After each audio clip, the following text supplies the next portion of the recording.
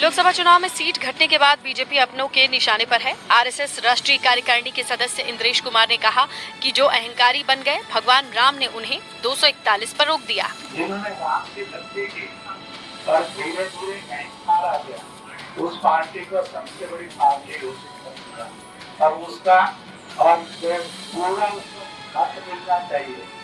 जो शक्ति मिलनी चाहिए वो भगवान ने अहंकार के कारण दिया। जिन्होंने राम का विरोध किया, उनमें से किसी को भी शक्ति नहीं थी, सब मिलकर भी नंबर 1 की बने, नंबर 2 को नहीं। इसलिए प्रभु का न्याय बड़ा विचित्र है, बड़ा सत्य है।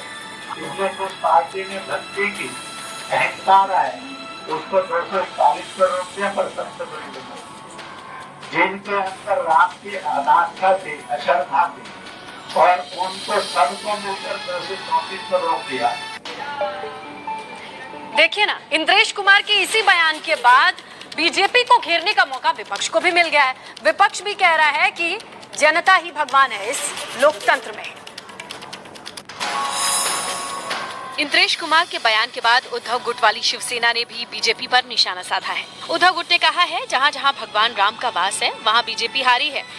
बीजेपी की मातृ संस्था आरएसएस देखता है। हमें यह अपेक्षा है, आरएसएस जो सत्ता पर बैठा है, अहंकार की शिरोमणि, आप उनको जल्दी ही उस सत्ता से दूर करने की कोशिश करेंगे। इन्होंने तो आरएसएस को भी एक तरह से किनारे लगा दिया है। अब इंद्रेश कुमार ये जब विपक्ष में थे तो ज्यादा वैल्यू थी। जब जेपी नड्डा जी ने कह दिया कि अब आरएसएस की बैसाखी पर हम नहीं अपने बूते पर खड़े हो गए। वहीं श्री राम जन्मभूमि मंदिर के मुख्य पुजारी आचार्य सत्येंद्र दास ने इंद्रेश कुमार पर निशाना साधा है। इंद्रेश जी हिंदू और मुसलमान की एकता के लिए प्रयास करते रहे, लेकिन उनका प्रयास बिल्कुल विफल हो गया। इंद्रेश जी असफल हो गए, इसलिए वो आरोप, अपने असफल होने का आरोप भाजपा पर लगाते हैं। तो देखिए, दुनिया के पावरफुल देशों के ग्रुप G7 की बात करें, समिट इटली में चल रहा है और यहाँ पर प्रधानमंत्री मोदी के बारे में आपको बताएं कि 5 ऐसे देश हैं जिनसे बायलैटरल मीटिंग पर बात होगी। G7 सम्मेलन के लिए इटली पहुंचे पीएम मोदी आज दिग्गज नेताओं से मुलाकात करेंगे। पीएम मोदी आज दोपहर 2:15 पर फ्रांस के राष्ट्रपति इमैनुअल मैक्रों के साथ द्विपक्षीय बातचीत करेंगे। दोपहर 2:40 पर पीएम मोदी की ब्रिटेन के पीएम ऋषि सुनक के साथ द्विपक्षीय बातचीत होगी। शाम 5:30 पर G7 समिट के सेशन में शामिल होंगे। रात 9:20 पर PM Modi German chancellor Olaf Scholz से द्विपक्षीय बातचीत करेंगे। रात 9:50 पर पीएम इटली की पीएम जॉर्जिया मेलोनी के साथ द्विपक्षीय बातचीत करेंगे। इसके बाद रात 12 बजे जापान के पीएम फूमियो किशिदा के साथ बैठक करेंगे। पीएम मोदी की अमेरिकी राष्ट्रपति जो बाइडेन से भी मुलाकात हो सकती है। G7 बैठक में रूस यूक्रेन युद्ध, गाजा संकट के साथ ही शांति, सुरक्षा, विकास और पर्यावरण संरक्षण जैसे मुद्दों पर चर्चा होगी। सम्मेलन में America, Britain, France, Italy, Germany, Canada और जापान शामिल है। फिलहाल इटली इन 7 देशों के ग्रुप की अध्यक्षता संभाल रहा है और शिखर सम्मेलन की मेजबानी भी कर रहा है। और देखिए ना, लोकसभा चुनाव के बाद भी महाराष्ट्र में सियासी हलचल तेज ही है। विधानसभा चुनाव जो होने हैं 4 महीने बाद, ऐसे में खबर मिल रही है कि बीजेपी की ओर से एक बड़ी बैठक है और इसमें विधानसभा चुनाव को लेकर चर्चा होगी। बीजेपी ने महाराष्ट्र में सितंबर-अक्टूबर में होने वाले विधानसभा चुनाव की तैयारी शुरू कर दी है। चुनावी तैयारियों पर चर्चा के लिए मुंबई में बैठक हो रही है। बैठक में महाराष्ट्र बीजेपी अध्यक्ष Chandrashekhar Bawankule, deputy CM Devendra Fadnavis, BJP के मुखिया आशीष शेलार, बीजेपी के पदाधिकारी और दूसरे दिग्गज नेता शामिल हो रहे हैं। इस बैठक में बीजेपी नेता लोकसभा चुनाव के नतीजे और विधानसभा चुनाव की तैयारी पर चर्चा करेंगे। लोकसभा चुनाव में महाराष्ट्र में एनडीए को 17, इंडिया को 30 और निर्दलीय को 1 सीट मिली है। इसी लोकसभा चुनाव में हार को लेकर निशाना बनाए जाने पर अजित पवार गुट वाली एनसीपी ने बीजेपी पर तंज किया है। 48 सीटों में हमको कितनी सीटें दी गई? 4, और 4 में जो है 2 सीट जो है वो तो जो शिरूर जो है वो शिंदे साहब का आदमी उधर के में, और वो बाकी दूसरा क्या है वो परमानी, वो भी उन्होंने कहा कि एक धनगर समाज को देना चाहिए जानकर को। तो हमारे पहले में आए 2 सीट, अब उससे कैसे आप बोल सकते हैं कि 48 सीटों पर परिणाम हुआ?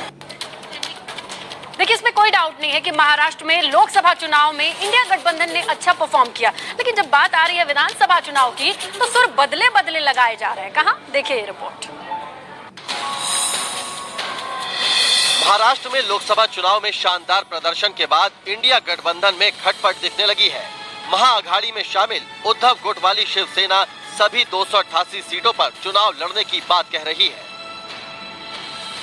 एक बहुत बड़ा पड़ाव हम पार कर चुके हैं, जहां पे हम पे ये आरोप लगाए जा रहे थे कि हम नकली शिवसेना है। उद्धव साहब पे खुद प्रधानमंत्री नरेंद्र मोदी जी ने कहा नकली संतान है। उन सबका मुंह बंद कर उन सबके मुंह पे एक तमाचा मारकर हमने लोकसभा जीती है। हम इस मेहनत से काम करेंगे, सारे 288 सीट पे हम ही लड़ रहे हैं। सूत्रों के मुताबिक लोकसभा चुनाव में महाराष्ट्र में सबसे बड़ी पार्टी बनने के बाद कांग्रेस 150 विधानसभा सीटों पर दावा कर रही है। शरद गुट वाली एनसीपी भी 100 से ज्यादा सीटों पर चुनाव लड़ना चाहती है। दोनों सहयोगी पार्टियों के रुख को देखते हुए उद्धव गुट सभी सीटों पर चुनाव लड़ने की तैयारी में जुटा है। वहीं लोकसभा चुनाव में एनडीए को समर्थन देने वाले राज ठाकरे की पार्टी महाराष्ट्र नवनिर्माण सेना भी अब अकेले विधानसभा चुनाव लड़ने की बात कह रही है। अभी तो फिलहाल तो वो बात है ही ना, इलेक्शन है तो इलेक्शन में तो सामने जाना ही है। तकरीबन 200-250 सीट हम लोग पक्के लड़ेंगे और आगे देखते क्या।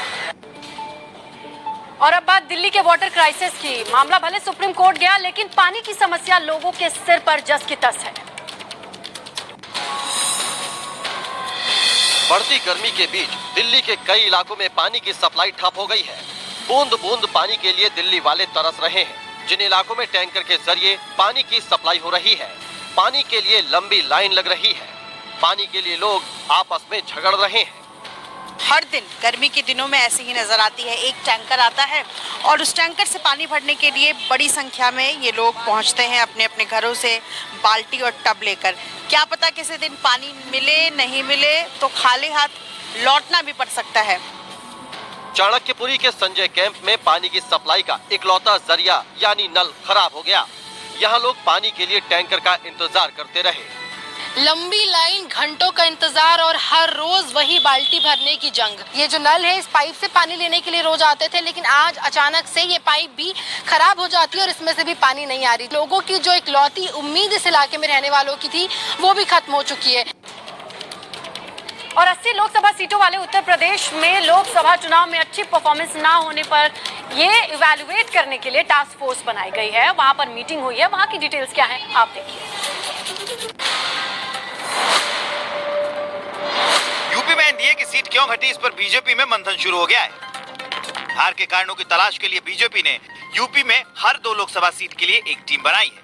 हर टीम में 2 सदस्य हैं। टीम में प्रदेश बीजेपी पदाधिकारी शामिल हैं। 15 जून तक ये टीम लोकसभा क्षेत्र में जाकर हार के कारणों पर चर्चा करेगी। 80 पदाधिकारियों की ये टीम ग्राउंड पर बीजेपी कार्यकर्ताओं और नेताओं से मुलाकात कर उनका फीडबैक लेगी। हार के कारण तलाश रहे यूपी बीजेपी संगठन ने चुनाव लड़े उम्मीदवारों से भी फीडबैक लिया है। बूथ से लेकर पन्ना प्रमुखों ने भी अपना फीडबैक संगठन को दिया है। मंडल से लेकर जिलाध्यक्ष तक ने अपना फीडबैक दिया है। सूत्रों के मुताबिक हारे हुए कई प्रत्याशियों ने ये बताया है कि विपक्ष के आरक्षण वाले दांव की काट हम नहीं खोज पाए। वहीं कुछ उम्मीदवारों ने पार्टी संगठन और पदाधिकारियों की भी शिकायत की है।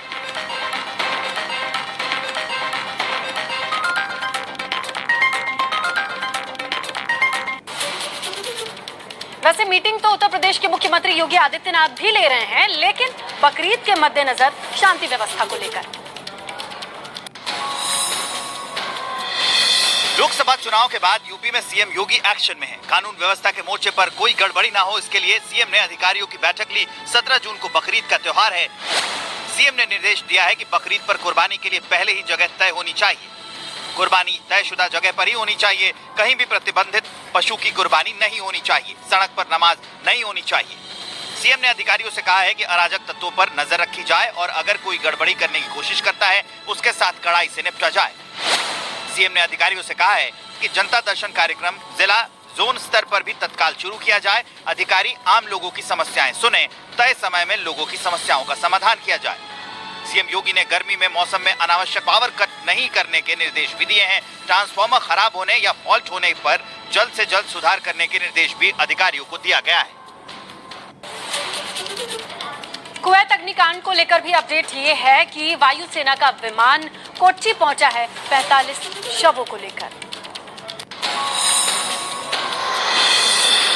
कुवैत अग्निकांड में मारे गए भारतीयों का शव लाने के लिए एयरफोर्स का C-130J विमान कोची पहुंचा था। कुवैत से 31 शवों को लेकर ये विमान कोची एयरपोर्ट पर पहुंचा।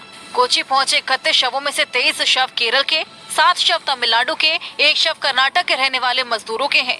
कोची से इन शवों को उनके घर तक पहुंचाया जा रहा है। अग्निकांड के बाद कई भारतीय अभी लापता हैं। परसों रात में 11 बजे खैर खैरियत पूछा, उसी रात में ये सुबह हो गया हादसा हुआ। इसके रूम में जो 5 पार्टनर थे, जिसमें 4 हॉस्पिटलाइज है, इसका पता नहीं चल पा रहा है। उनकी माँ जो हमको फ़ोन किया कि मेरे लड़का का बात नहीं हो रहा, एक भतीजा मेरा वहीं रहता है, उन्हीं को फ़ोन किए तो कहा कि ठीक है पता लगाते हैं। बस अभी तक यही जानकारी है और कुछ नहीं। मंगाव शहर में हुए अग्निकांड में 49 लोगों की जान गई है। मरने वालों में 45 भारतीय, 3 फिलीपींस के नागरिक हैं। एक मृतक की पहचान नहीं हो पाई है। हादसे में 50 से ज्यादा लोग घायल हुए हैं। कुवैत पहुंचे विदेश मंत्री कीर्तिवर्धन सिंह ने अस्पताल पहुंचकर घायलों से मुलाकात की।